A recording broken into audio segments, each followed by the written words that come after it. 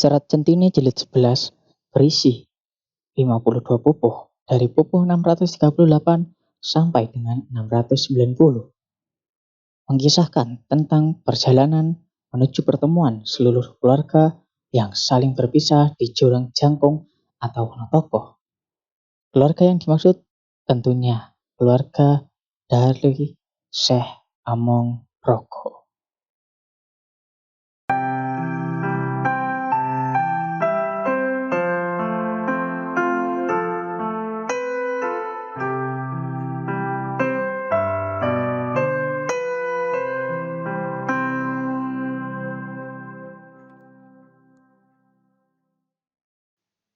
Serat Centini Jilid 11 menceritakan perjalanan menuju pertemuan seluruh keluarga yang saling berpisah di jurang jangkung atau Wanataka, serta cerita Syekh Among Roko maupun beberapa keluarga dekatnya yang berhasil mendalami ilmu kesempurnaan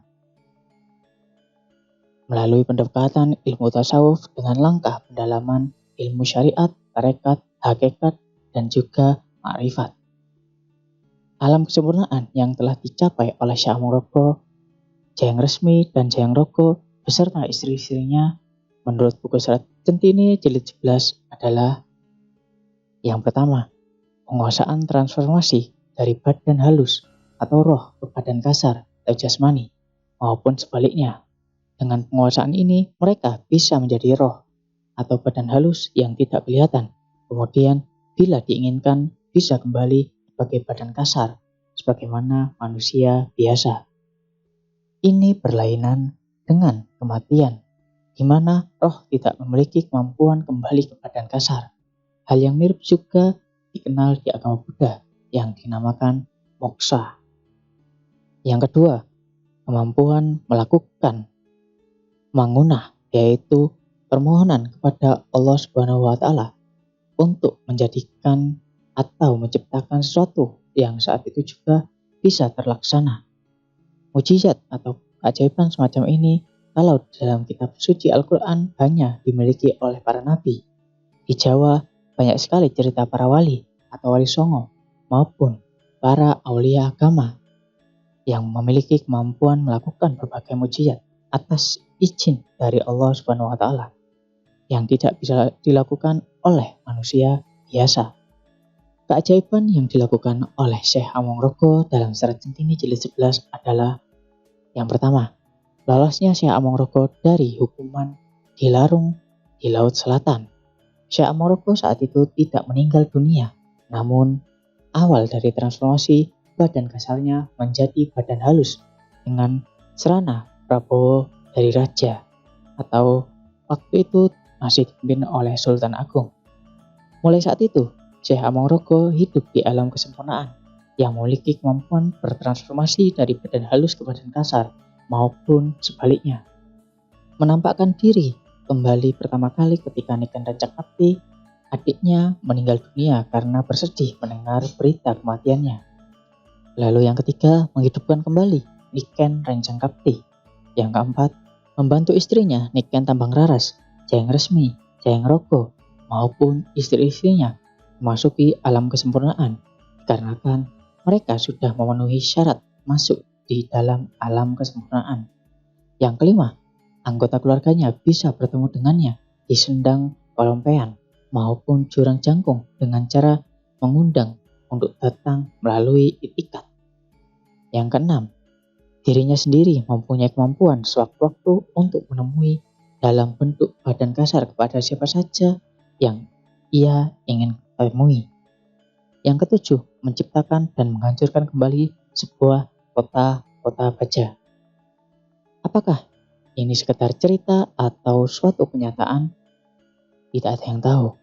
Kalau kita melihat dari penciptaan makhluk hidup yang ada di kitab suci Al-Quran, manusia dikatakan sebagai makhluk ciptaan Allah yang paling sempurna karena memiliki lingkup kemungkinan yang lebih luas dari makhluk lainnya, seperti setan atau jin, karena tidak mau tunduk pada Allah Subhanahu wa Ta'ala dihukum selamanya akan menjadi penggoda manusia agar ikut dengannya berbuat kejahatan dengan tenggang waktu sampai hari kiamat.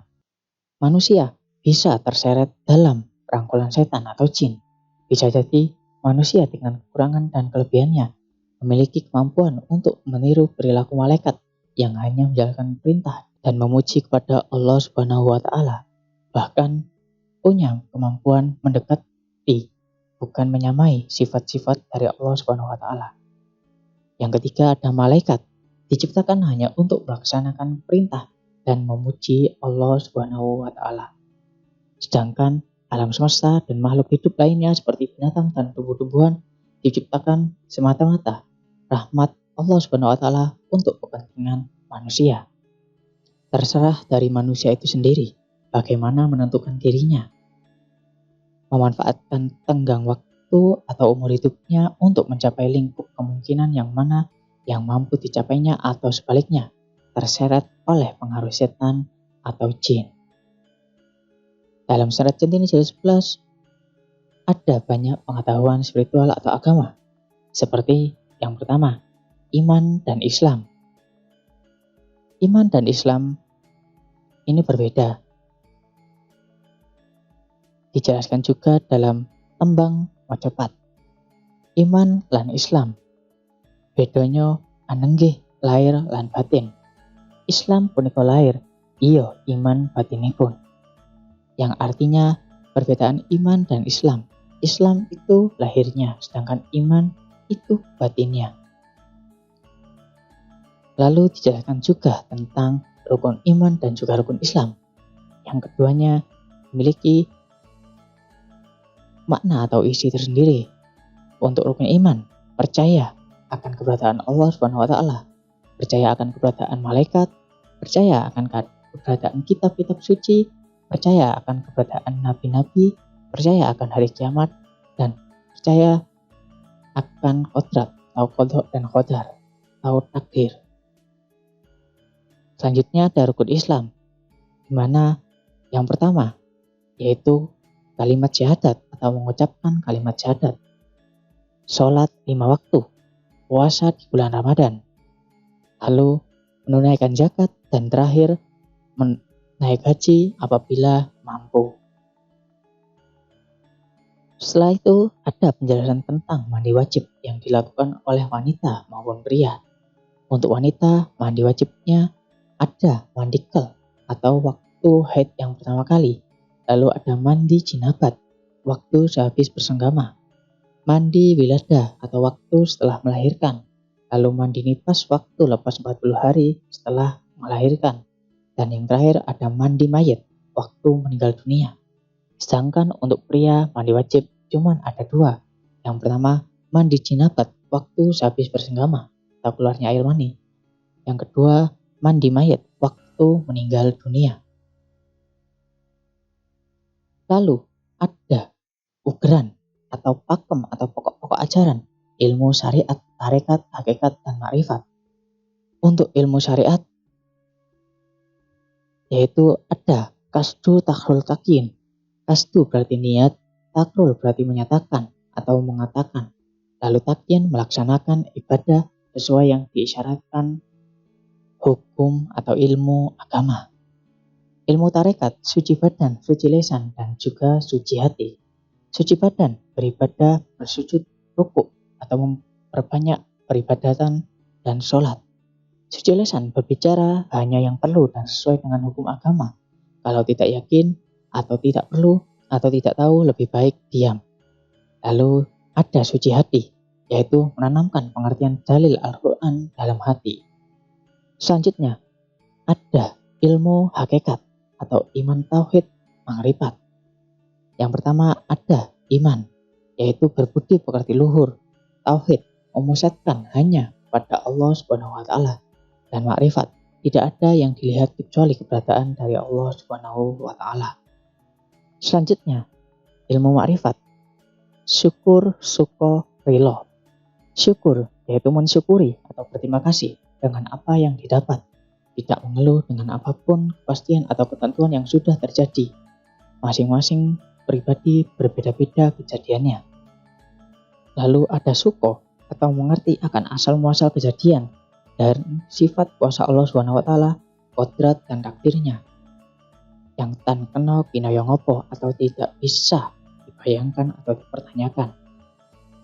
Lalu ada rilo, atau tidak heran terhadap semua kejadian. Dari tidak ada menjadi ada, dari ada menjadi tidak ada.